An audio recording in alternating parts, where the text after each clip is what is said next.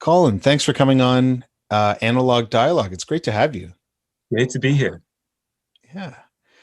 So just before we get things rolling, for those watching who haven't heard what you do, could you describe your presence in the arts industry? Yeah, for sure. I'm probably best described as a theater maker.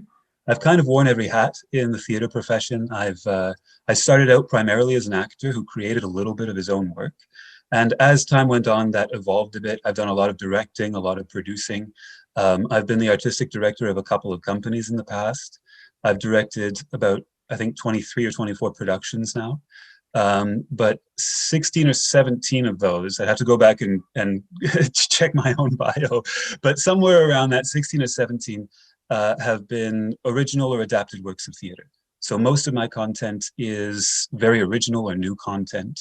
And it's usually formed in very collaborative ways with other artists and other theater artists, usually very physically rigorous ways. And there's a lot of experimentation. So a lot of my work is stuff that is outside the proverbial box, and often dealing with major philosophical or political themes that are good to explore with a group of people and look at from a variety of angles. Hmm. So that's yeah. So you've been obviously very prolific then, and like how long have you been doing this? I graduated from Humber College in 2009, and that's when I started working professionally in theater. And so I guess, what am I at now? Coming into a dozen years now, I guess. And I've also gone back and done other work in school. And so some of my work, I do a lot of work as an educator as well as a theater artist. So I also teach some stuff that's in the jurisdiction of philosophy and art and culture as well. But my main focus on original creation and adapted creation, I've been doing that for about 12 years now. Yeah. So what draws you to doing something original or adapted? Uh, Typically, I pick a project based on knowing that a question is significant or a topic is significant, but not knowing everything about it. Um, I I pick things that I expect to help every member of the creative team, including myself, grow and learn over the course of that production.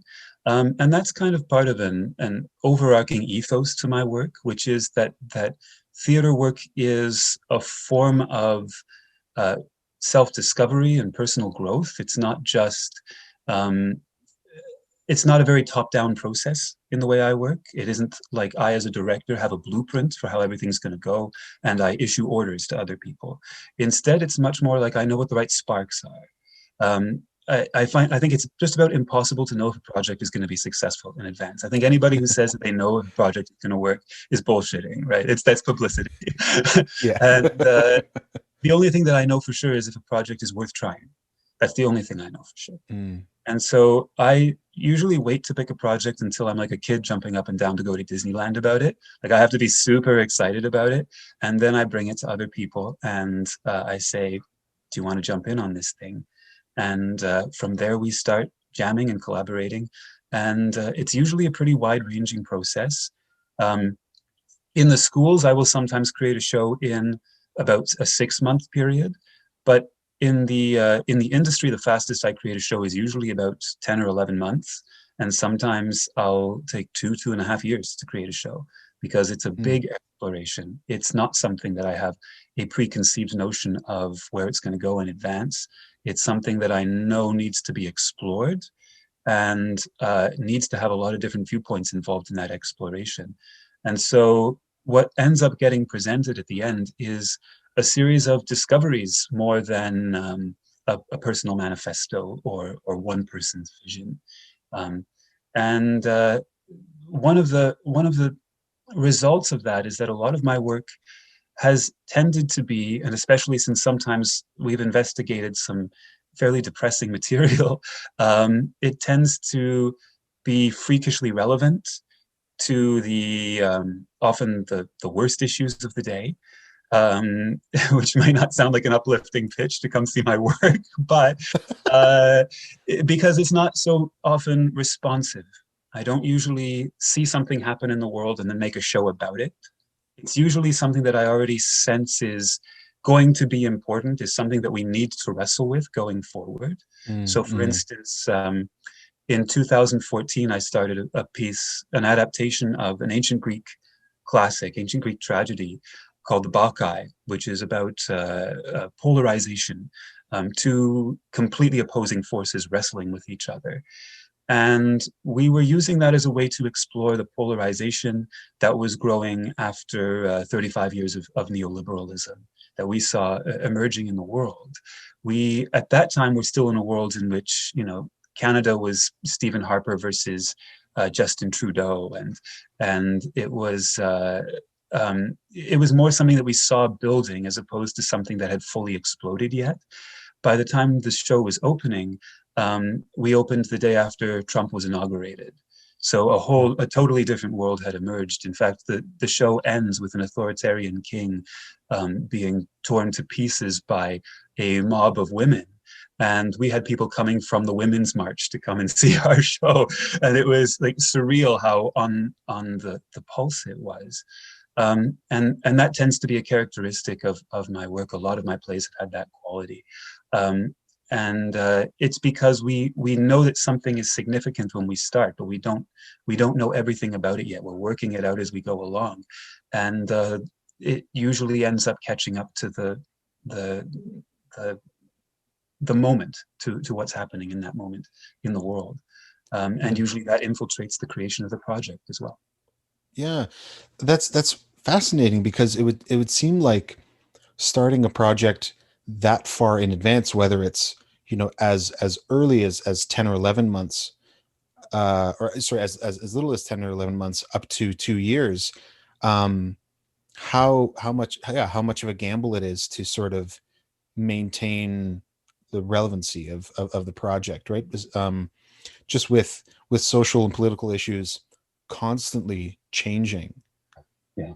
yeah, that must be a massive challenge to sort of stay, like you said, stay on the pulse. But um so I guess, do you see yourself now as more of a director producer, or still do you still act, do you still write? How do all of these different aspects of theater sort of culminate in what you do now? Yeah, I do still do all of the above. I still act on a fairly regular basis, not so much during COVID, but in general. But I started out as a pure actor, and my career kind of morphed more or less just by accident in many ways. Um, that I was creating some of my own work, and the kind of work that I do, the work that I trained in, was very much about physical collaboration, working in intense physical ways with other people to create material. That was what the conservatory program at Humber College, which is where I first trained, that's what it was really specializing in. It was the sort of specialist school for that. And Sorry to cut you off. Could you explain that a little bit more, that what that means, the physical collaboration? yes, absolutely. It means that we consider the first instrument of the theater artist to be the voice and body of the theater artist, and that theater is really, in many ways, in the forms that I come from, the traditions that I come from. It's about waking up physical impulses in the actor and creativity that stems from that, from finding what comes to us impulsively, from jumping in and improvising physically, and working in ways that are often very acrobatic, that often engage in things like contact improv, physical image making, rather than, say, a theater that's based on lighting cues, elaborate costumes, big Mm. technical devices. It really is about what actors come up with in the space. And then bits of technical um, supports are added to the extent that they really help what the actors are already creating.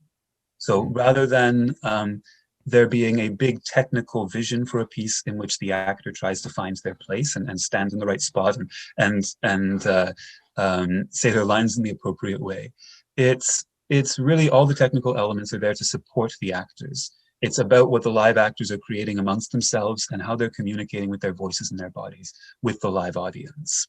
So very, very, very, very body-centered work. It takes a lot of intense physical training to be able to do. It's not something that can be picked up very quickly. It's something that really requires rigorous hours of rigorous work to be able to do. And so in order to continue to do that work, I had to start providing training for other artists to be able to do that kind of work, people who wanted to collaborate with me but didn't have that kind of a background. And so that started to, without me really realizing it, I was creating work pretty slowly in the early years. I think I was averaging a show every sort of 15 months for the first handful of years. And so for the last handful of years, I've been averaging like three and a half shows a year in total. I just have different projects on the go at the same time. And I didn't even realize that was happening because I was just kind of doing the work that was in front of me. But gradually that caused me to become more of a director. And then when that started to take off, and I was largely teaching younger artists, people who were in their first handful of years in the industry, when that started to take off, there was more interest in bringing me in as a guest instructor and gradually as a full course instructor.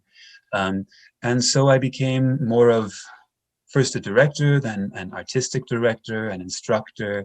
And now most of what I am called in to do is to teach or to direct work or to help create a creative vision for a company. That's what my work ended up doing, but it was all really following from my background as an actor. And that's, I think, been one of the main reasons that people have wanted to work with me in the past, is my theater is very much an actor's theater. It thinks about the actors. And it's about long-term forms of collaboration. So it's really moving in the polar opposite direction of where most of the theater profession goes, most of the arts go. It's not gig-oriented. There are not a large series of auditions in my work. It's people who are interested in working together for a long period of time, coming together to train and create and see if they can push what they previously thought of as their full potential and see if they can expand. So you sort of create a team that then will be a part of future projects. Is that what you're saying? That's right. Sometimes that team comes together in different ways. I have in the past sometimes invited people into that process, or other times people have invited me into that process. And for the most part, I try and find some way of working with everybody who wants to work with me. It doesn't always work. Like sometimes the schedule is just too full. But for the most part, if someone like wants to work, I try to reciprocate that and find a way to make it happen. But I really am, it is, the work that I do is not for the faint of heart. It's so physically intense that it really is only for the people who are pretty gung-ho, kind of, sort of the theater version of Olympians. They Wow. want to really go. And people find out fast whether they're those people or not, because the first day of doing the kind of work that I do, the next day is going to hurt. Like people are, you know, they have trouble walking the stairs. Their bodies are aching after that first session. But, you know, sometimes they go, oh my God, I've never experienced this before. And this is the way I want to work. Now I feel like a fully alive creator. This is what I want to be doing. And then it takes off from there. And quite often I work with people for 5, 6, 7 years straight. So is your approach and your and how active you are in the community, is that something that's fairly common, or is it rare to see somebody that active? Yeah, it's very rare. So I was I started my career in Toronto, like most people. I went and first trained in at Humber College, which is GTA school, and then spent the first year of my career in Toronto. But I was very alienated by Toronto. I found that it was, as an artist, I felt I didn't like the city all that much, and I didn't like where it was going. And I left just as Rob Ford was coming in. So I was, I as soon as I left, I did not have any regrets. But I felt like the city had nothing to do with me, and I had nothing to do with the city. That when I went into the theater, I was escaping Toronto, and when I left the theater, I was walking back out into a city that had nothing to do with the work that I did. And I felt like my work was in some ways kind of preaching to a choir, and that only the very highly initiated were coming to see the work that I was doing there. It didn't matter how successful it was or not. And I wanted to be part of a community. That was really what had brought me into theater. I think a lot of people fall for the arts in their high school experiences, where the art that they're making is so integrated into that broader community, and that was certainly the case for me. And I really missed that in Toronto. I loved my collaborators. I loved the people I was working with. Some of the work that I got to do there, I really loved as well. But I felt sort of nihilistic about it. I felt like it didn't really have a place in the broader scheme of things. And so I worked very hard to bring that work to a regional context. The kind of work that I do does not usually exist outside of major city centers. It hardly exists in regional contexts. And I had to put a lot of work into building that kind of stuff up from the very ground floor in Niagara. Hardly anybody that I've worked with in Niagara had that kind of background before they started working. What will happen moving forward, I don't know. There are a lot more people who have that background now, and we know the theater scene is going to enormously change. COVID is going to change a lot of things. Economics are going to change a lot of things. Other people are leaving the major city centers. I was the original deserter, but now everybody's doing it. Everybody's leaving Toronto. Um, and and we also have a big push to try and diversify things in terms of who's in positions of leadership, who's in positions of different levels of the creative process. I recently stepped down from an artistic director position in order to try and open up some space for opportunities for more diverse leadership in the area. So it will be different moving forward. And I hope that it will be different in really positive ways. But certainly, the kind of work that I've been doing, I've been a kind of specialist practitioner in this area, and really south of Toronto. The people that I've been working with have kind of been doing specialist projects. It's been very unusual. Mm. But that's been part of the reward for it too, kind of doing it backwards, giving a middle finger to the way the industry usually does things, and finding our own way. Well, that's how it grows and changes, right? Yeah, yeah, exactly. Yeah. So collaboration is obviously, based on everything that you said today, is obviously at the forefront of your mind when you're it seems like when you're creating from the very start to the very end of the process. And even in the education that you sort of lead as well, and whether you're instructing in like an educational institution or from a directorial role. Was there something that sort of sparked that in you? Did you have an experience that really made you think, oh, this is like collaboration is so important? Yes, absolutely. It's interesting. I learned it as an artistic technique. That was the school that I went to, the conservatory program I went to was very focused on that. And that opened up different sides of myself. One of the things that I learned, it took me a while to be able to articulate it, but what I learned was that there's a bit of a fallacy when we think about the artist's voice, as if there is one sort of stable voice that an individual artist has. And what I found was that I have, and everybody that I've worked with, had many different artistic voices that we create very, very differently when we're on our own, when we're collaborating in small groups, when we're collaborating in a big group, when we've got somebody supervising, when we are under the gun. When I've got a deadline coming up, I create very differently than when I'm just, spitballing on my own time. And I'm sure it's very much the same for you as well, right? Like you probably find that in a different mode, you're a different artist. Definitely. and all of those have strengths and weaknesses. You know, there are certain things that I will only come up with on my own. It's true that there are some things that only happen when I'm working with a fair amount of solitude. Although I think even that stuff is probably building off of moments I've had with other people, sparks that have come from somewhere else. But that there were certainly other sides of my creative being and the creative beings of the others that I was working with that only came out in those collaborative contexts, that were only possible to discover. And those things that I'm sure you probably have all kinds of examples of this as a musician, but kind of superpowers that grow between people when they start to understand each other's creative processes, and they can kind of jam off of each other in a way that opens up possibilities that were not there before. Mm-hmm. And so that became an artistic technique for me. And I understood it purely as an artistic technique, and that became the foundation of the work that I went on to do in the industry. As time went on, this had a convergence with my political life. I'm also a very politically active person.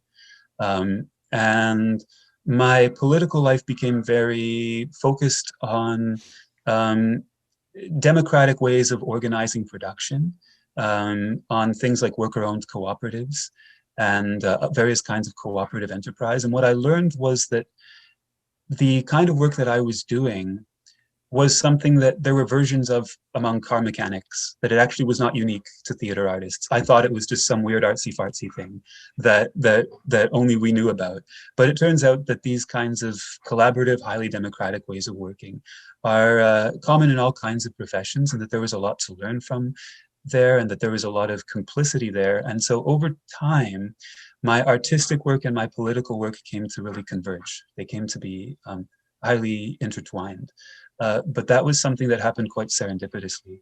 And so initially it was purely an artistic technique, that there was stuff that was coming out of that process that did not come out of other processes, and gradually became more of an underlying ethos about people being able to have more control over their lives, control over their material, control over their work, and being able to have a say in the conditions in which they work. So it's more of an underlying ethos for me now than just an artistic thing.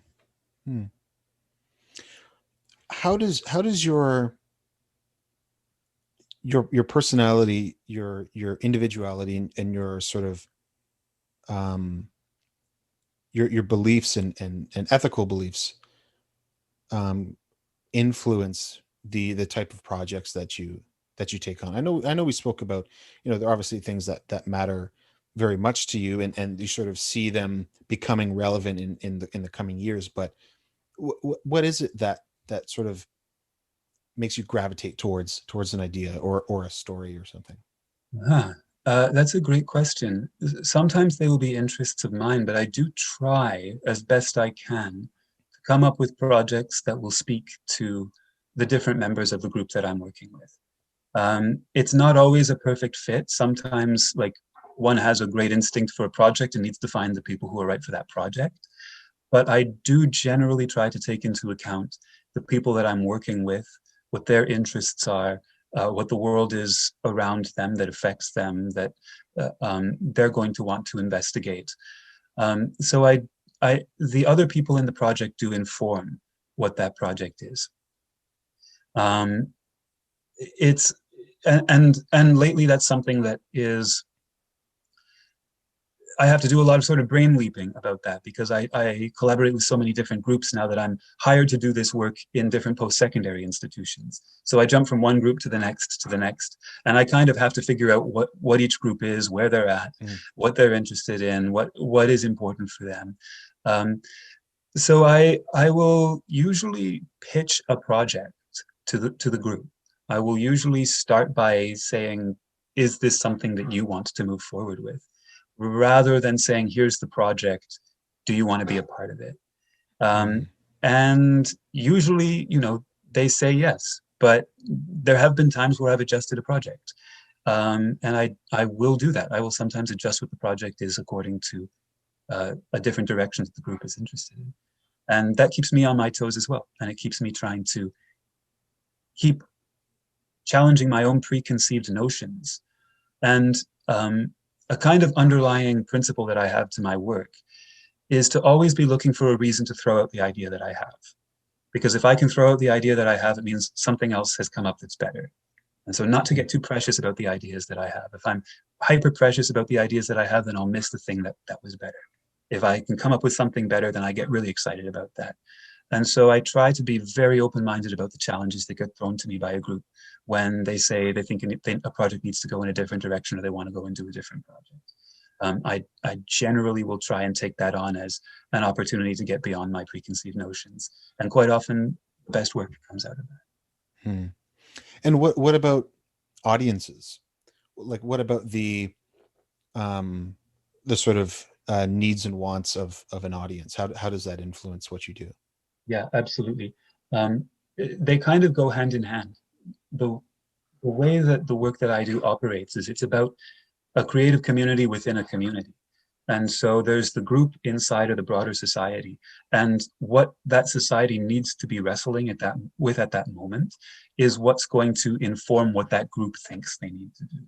So the questions are never fully divorced from each other. What does the audience need and what does that artistic group need? They're always part of the same conversation, and one can't be answered without the other.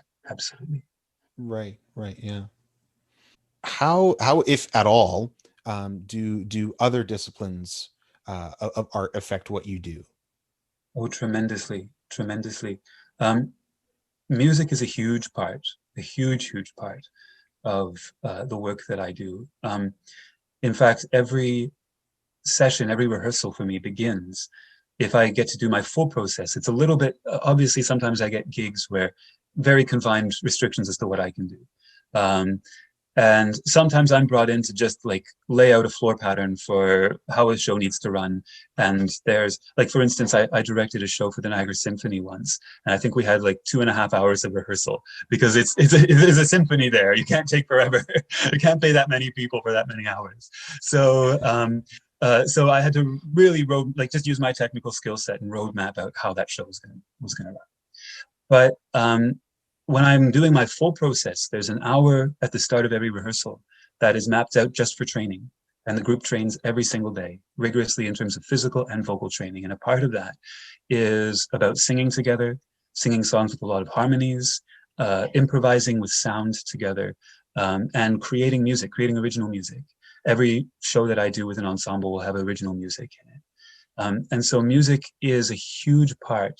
Uh, Dance in some ways, there's so much crossover between the physical work that I do and dance. And dance is often an inspiration point for the work that I do as well. There's a lot of text as well. And the source material that I pull from it's from all over the place. Sometimes it's from news articles. I created a show a couple of years ago from a painting. Sometimes it's poetry, sometimes it's short stories. So all of the different mediums come in one form or another, and they will compile as the project goes along, because once the material starts to get to a certain point, a certain level of advancement, it's possible to start bringing in designers and people with a technical eye and start bringing in those elements as well. But we really, we really look at everything as fair game for exploration. Like we try and start from a place that's as open as possible. And sometimes it means we need to really learn certain skills as we go along. For instance, I did a project a handful of years ago where we try and pick stuff that's challenging to the group, that will stretch us, that will grow us over the course of the project.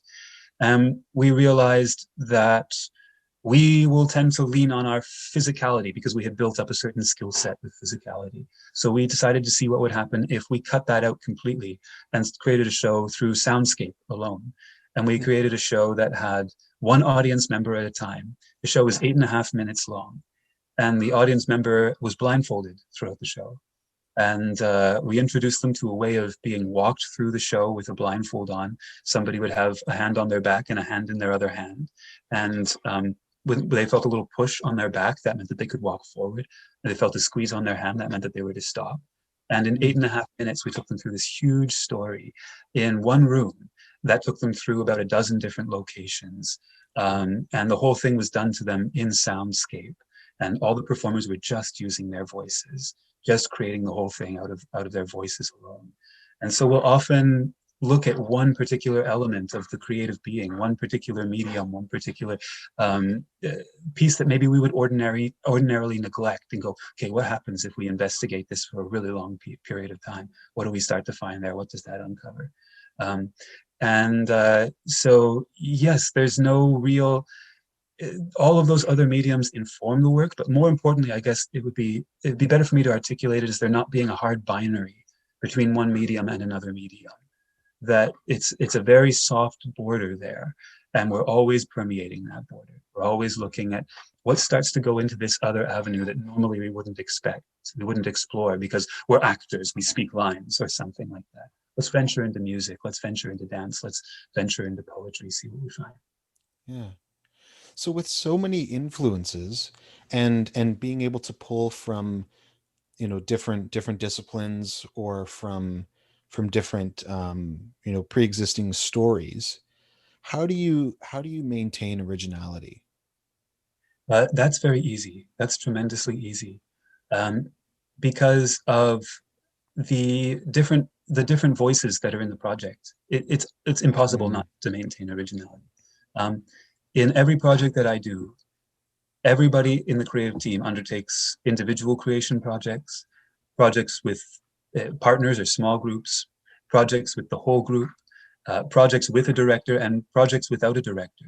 And we go and do these individual composition projects. And then we look at it and we start seeing what we want to keep, what we want to leave behind, what over here that this person created connects to this thing that these people over here created. We start connecting those dots, brainstorming together, reflecting together, doing dramaturgy, which means script editing basically together, and tying it all together, having epiphanies, discoveries. And so everybody's creative voice ends up being a part of the project in many different mm, ways. And when you have that many, everybody with their own creative voice in different ways integrated into the project, and you have that many different creative voices integrated, it can't help but be original.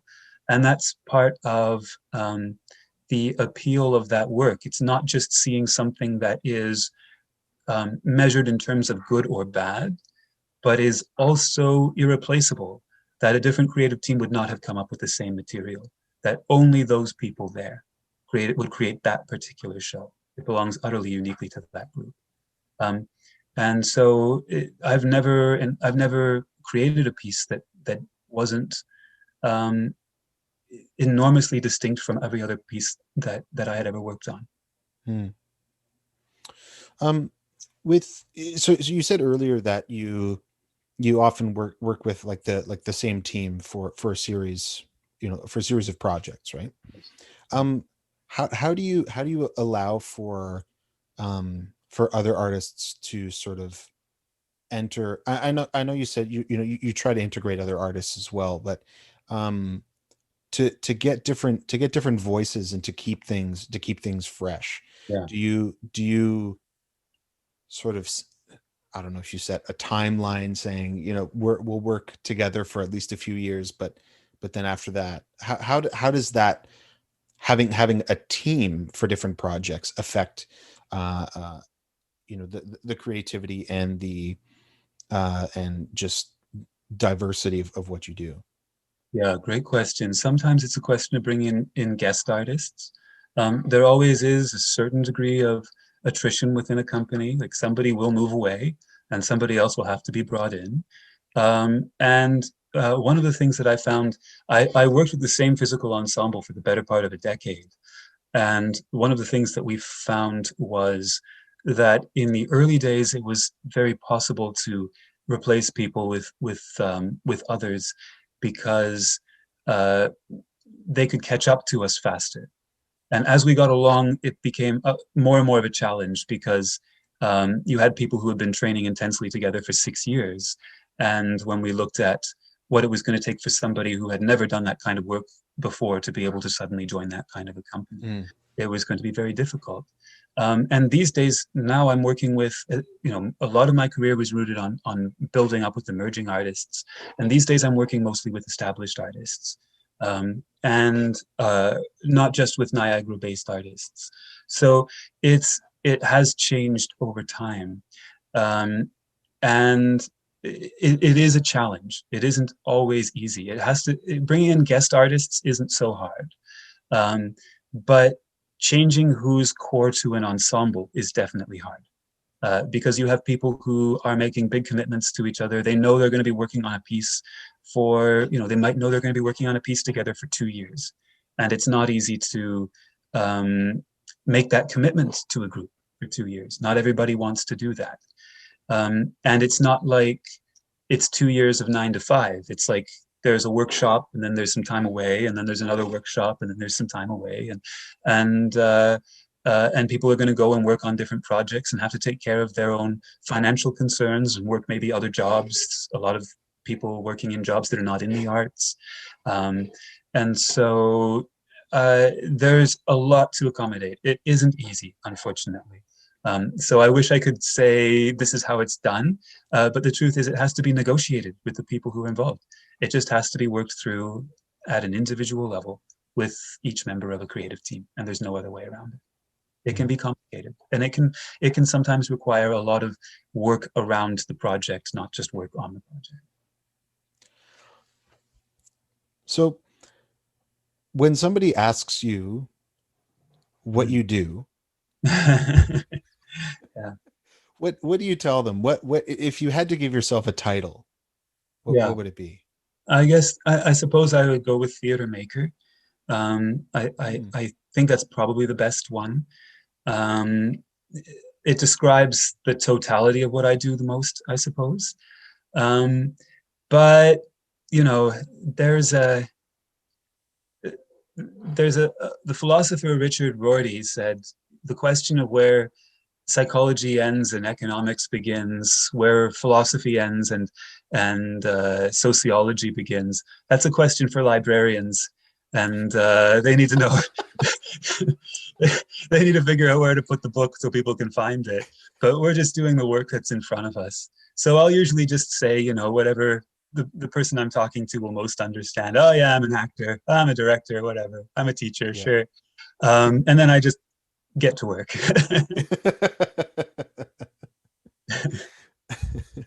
So obviously some things have had to pause because of the the current pandemic climate that we're in. But what sort of projects do you have in the works these days? Tons. I have a huge number of projects in the works, and I've been very lucky because I kind of actually ended up getting surprise attacking myself, because I took these extra teaching jobs on, not knowing if the theater departments were going to function this year. Right. And then the teaching departments all came back, and so I ended up teaching like triple time this past year. But I was fortunate in that I got to try to, they let me keep my creation courses. And to my surprise, I thought that they were going to be almost impossible to do, because we were using Zoom, and we were using the same kinds of methodologies that I normally use in the studio. And what I found was, to my great surprise, it worked really well. Because it was about creative exploration, we could try and figure out what this medium, this strange online medium, could be, and what we brought to the table as theater artists that was unique to that medium. What did being someone who worked physically mean we could bring to a camera setting, other than somebody who, a play that was just going to be a reading with people talking directly into the camera like this. We actually could bring all kinds of different tools and perspectives to the table. And that kind of snowballed, and actually I got to create a lot of material and keep working in the way that I normally work throughout COVID. And that was a remarkable relief and revelation to me. And I think it opened me up a lot, because I think I maybe was very close-minded about what technology could bring to the table, because it's not my background. And I found that maybe there was more to it than I had given credit. And so I think it made me a more open creator as well. And so now, as we're moving back, I know I've got a handful of things that are still percolating from the Zoom era. I've got some work that I'm doing independently, some dramaturgy that I'm doing on scripts with other playwrights. I've just finished writing the first episode of a fiction podcast, so that's going to be interesting. And then I know that as things are moving back into the post-COVID world, I'm going to be directing 2 or possibly 3 shows over the coming school year. But the details of that are still being finalized. But that's just started to come into play over the last little while, figuring out what it's going to be over the next school year and figuring out that there's going to be a lot of directing involved. So I've been making my charts of projects and doing all of it, prepping for all of the things that we've been talking about throughout this conversation. And I've got, it's starting to look like the that proverbial scene looking for the murderer with the strings from one thing over here to the, it's turning into that. But that's where I am right now. I know I'm going to be directing a few projects this coming year, and figuring out what those projects are is what I'm hoping to have done by the end of next week. Well, I can't wait to see what comes next for you and how all these things come to fruition. Colin, thanks so much for coming on and chatting with me today. Thanks so much for having me, Brody. It's been a pleasure.